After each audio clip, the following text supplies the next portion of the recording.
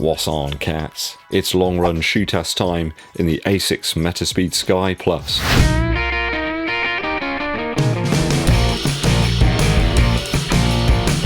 Thanks for joining me on the channel. You know it's appreciated, right? If you've not done so, please hit that subscribe button and click the bell below for notifications when I launch those new videos for you. And it really helps the channel out if you're enjoying the content, if you give this video a thumbs up like, but also share it with your running buddies. Dankeschön. 10 miles today on the classic long run route in the ASICS METASPEED SKY Plus. I'm really digging this shoe, so much so that I've actually worn the same coloured hat.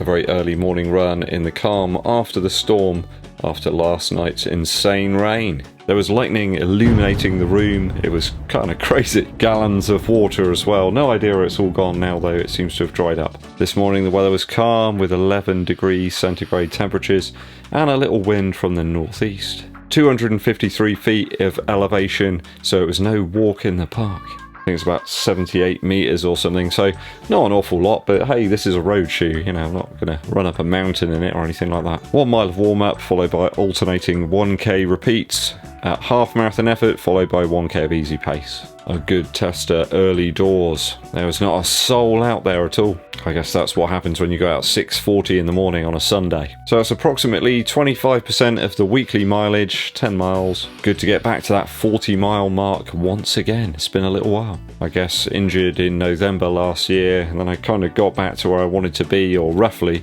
and then I got COVID and knocked me back. But I think I'm back where I was, which is fantastic. Feeling good and nimble today despite the Jubilee celebrations last night. So how did these Lime sensations shape up on today's long run? Let's get to it. We will start, as always, my valued viewers, with the upper first. I have to say today I used some of my Nike Spark socks. They're very thin race socks and they work fantastically with the ASICS METASPEED SKY Plus. Those socks are far superior to Nike's main race socks. Those just seem to disintegrate after a couple of runs. The Spark just carries on going. Wash them, use them, wash them, use them, they're just fantastic. Help me to dial in the fit a little bit today in this ASICS shoe, and you really need to do that to get the best out of it. A lot of rainwater out there today. I found that the back of the shoe only absorbed a little bit of that moisture, mainly in the heel collar and the padding here. That was the main offender. Quite a lot of standing water out there, so it made for a really good test of this new ASICS shoe. Stayed reasonably dry, that mesh didn't absorb too much of the moisture out there. That's a major requirement really if you live in this rainy isle known as Great Britain. I was doing some driving today and I have to say it was probably the worst conditions for rain that I've ever known. It was crazy. I had to pull the speed right back and just canter home. The laces worked out really well today. Set and forget. It's kind of like plug and play, I suppose, a bit like Windows 95. Set them up and there was no flex whatsoever in the upper material thus far. It was just a nice consistent fit. I've been using the old runner's knot in this shoe and I did find a little bit of lace pressure on top of the foot, but it was nothing game changing. And that's all you need to know. I mean, it's a very thin, felty tongue here. There's not gallons of padding incorporated into it, so it's kind of what you'd expect really, right? No rubbing, no chafing. The toes applaud the METASPEED SKY Plus upper. As do I. Midsole now. Some of the super shoes work superbly well at different paces. I think this is one that really wants your top level effort. I think that's where you're going to get the best, most dramatic results from the METASPEED SKY Plus. The more juice you put in, the more you get back from it.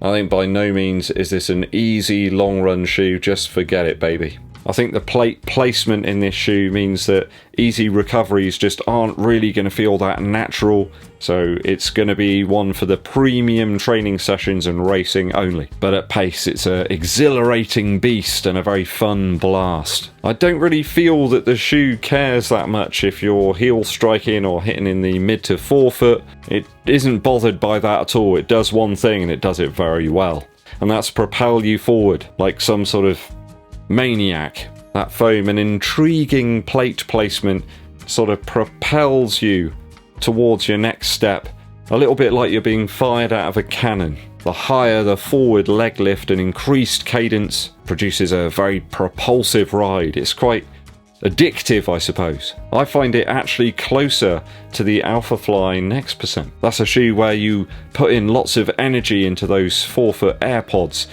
and they just push you forward. Although this one's nowhere near as aggressive in the arch area of the shoe. Don't get me wrong, the transition here is very smooth on your foot strike, but it just really is a shoe that you want to go fast in, and nothing else. Don't forget though, I've worn loads of rigid sort of rocker type shoes, so I think I'm probably quite used to them by now. There's a considerable curve and rocker in the mid to forefoot of the Zoom Fly, for example, or even maybe the Metaspeed Sky, Vaporfly 4%, all of those shoes I'm quite used to. I think this one is a little bit closer to the Alphafly. Personal opinion, but that's what it feels like to me. It's got like a sweet spot and you just want to hit it every time. At half marathon pace, once warmed up, I was pleasantly surprised to see my heart rate for those half marathon reps right where I want it to be.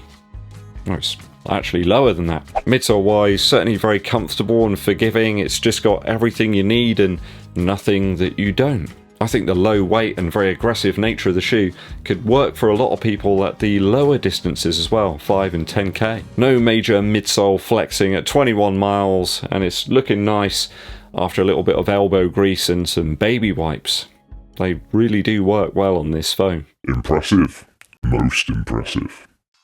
Outsole now. Outsole wise, I do have to report one moment of sheer terror out there today. After hitting a disguised mud patch, I went flying through the air, but all is well. Fortunately, I was only going at moderate speed. If I'd been hammering it, I could have been in trouble. That rubber webbing in the mid to forefoot is obviously designed for use on roads and pavement, and good roads and pavement at that, not the stuff I run on, which is subpar. Local rural routes and the races that I tend to run on are on churned up old country paths. There's often big potholes, so yeah, you have to take that into account whenever I do a review. I'm looking for top-notch outsole grip. Poorly maintained roads aside, the shoe actually handles some mossy clumps and those muddy hazards, so do bear it in mind. It just doesn't want out and out mud. It doesn't like that. Great grip though on everything else. It really does dig into that road. Feels like some sort of premium tyre that you might want to put onto your Nissan Micra. And great grip is required to get the best out of the midsole foam here. Why put a massive flight foam turbo underneath your foot only to have some sort of subpar grip? Well, it isn't this time around on the ASICS METASPEED SKY Plus. No issue on the wet pavements, firm traction underfoot. It was a good test today and it passed with flying colours. Well, velvet pine and safety yellow colours. See, where does the shoe start and the head begin? Living up to the hype so far. More on the ASICS METASPEED SKY Plus very soon. Let me hear your thoughts and comments down below.